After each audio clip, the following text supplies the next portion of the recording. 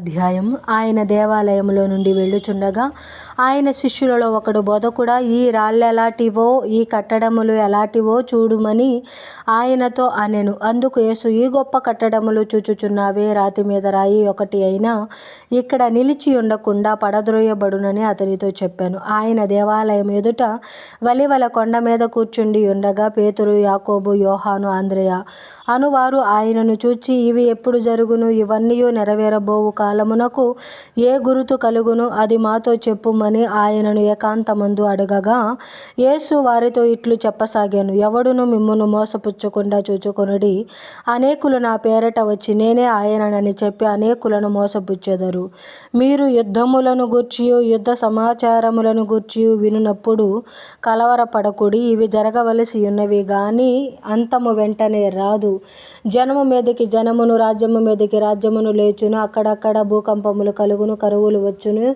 ఇవే వేదనలకు ప్రారంభము. మిమ్మును గూర్చి మీరే జాగ్రత్త పడుడి. వారు మిమ్మును సభలకు అప్పగించెదరు, సమాజ మందిరములలో కొట్టించెదరు. మీరు వారికి సాక్షార్థమై అధిపతుల ఎదుటను రాజుల ఎదుటను నా నిమిత్తము నిలవబడెదరు. సకల జనములకు సువార్త ముందుగా ప్రకటింపబడవలెను. వారు మిమ్మును అప్పగించుటకు కొనిపోవునప్పుడు మీరు ఏమి చెప్పుదుమా అని ముందుగా చింతింపకుడి. ఆ గడియలోనే మీకేది ఇయ్యబడునో అదే చెప్పుడి. చెప్పువాడు పరిశుద్ధాత్మయే గాని మీరు కారు. సహోదరుడు సహోదరుని, తండ్రి కుమారుని మరణమునకు అప్పగింతురు. కుమారులు తల్లిదండ్రుల మీద లేచి వారిని చంపింతురు.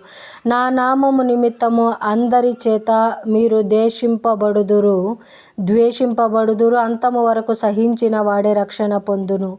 మరియు నాశనకరమైన హేయ వస్తువు నిలవరాని స్థలమందు నిలుచుట మీరు చూచునప్పుడు చదువువాడు గ్రహించుగాక. యూదయలో ఉండువారు కొండలకు పారిపోవలను. మిద్దె మీద ఉండువాడు ఇంటిలో నుండి ఏదైనాను తీసుకుని పోవుటకై దిగి అందులో ప్రవేశింపకూడదు. పొలములో ఉండువాడు తన వస్త్రము తీసుకుని పోవుటకు ఇంటిలోనికి తిరిగి రాకూడదు. అయ్యో, ఆ దినములలో గర్భిణీ స్త్రీలకును పాలిచ్చు వారికిని శ్రమ. అది చలికాలమందు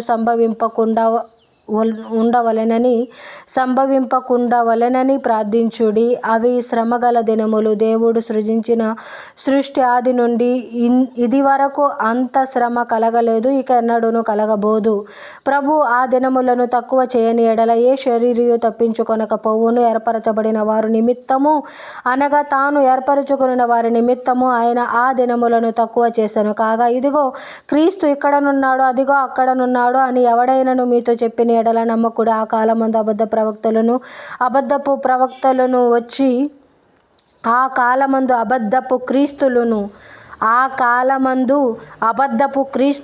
అబద్ధపు ప్రవక్తలను వచ్చి సాధ్యమైన ఎడల ఏర్పరచబడిన వారిని మోసపుచ్చుటకై సూచక క్రియలను మహత్కార్యములను అగపరిచెదరు. మీరు జాగ్రత్తగా ఉండుడి. ఇదిగో, సమస్తమును మీతో ముందుగా చెప్పియున్నాను. ఆ దినములలో ఆ శ్రమ తీరిన తరువాత చీకటి సూర్యుని కమ్మును, చంద్రుడు తన కాంతిని ఇయ్యడు, ఆకాశము నుండి నక్షత్రములు రాలును, ఆకాశమందలి శక్తులు కదిలింపబడును. అప్పుడు మనుష్య కుమారుడు మహాప్రభావముతోనూ మహామహిమతోనూ మేఘారూఢుడై వచ్చుట చూచెదరు. అప్పుడు ఆయన తన దూతల్ని పంపి భూమి అంతము మొదలుకొని ఆకాశాంతము వరకు నలుదిక్కుల నుండి తాను ఏర్పరచుకొనిన వారిని పోగు చేయించును.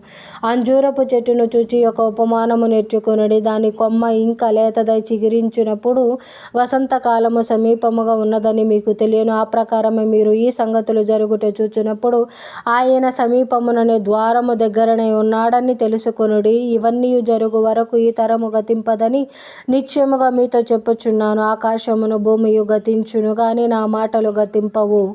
ఆ దినమును గూర్చియు ఆ గడియను గూర్చియు తండ్రి తప్ప ఏ మనుష్యుడైనను, పరలోకమందలి దూతలైనను, కుమారుడైనను ఎరుగరు. జాగ్రత్త పడుడి, మెలకువగా నుండి ప్రార్థన చేయుడి. ఆ కాలం ఎప్పుడు వచ్చునో మీకు తెలియదు. ఒక మనుష్యుడు తన దాసులకు అధికారం ఇచ్చి ప్రతి వానికి వాని వాని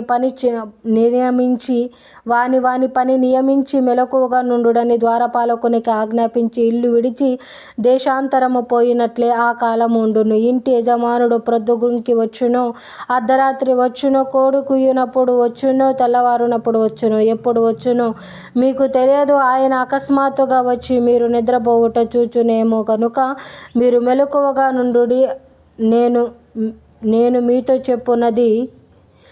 మీతో చెప్పుచున్నది అందరితోనూ చెప్పుచున్నాను, మెలకువగా నుండుడనెను.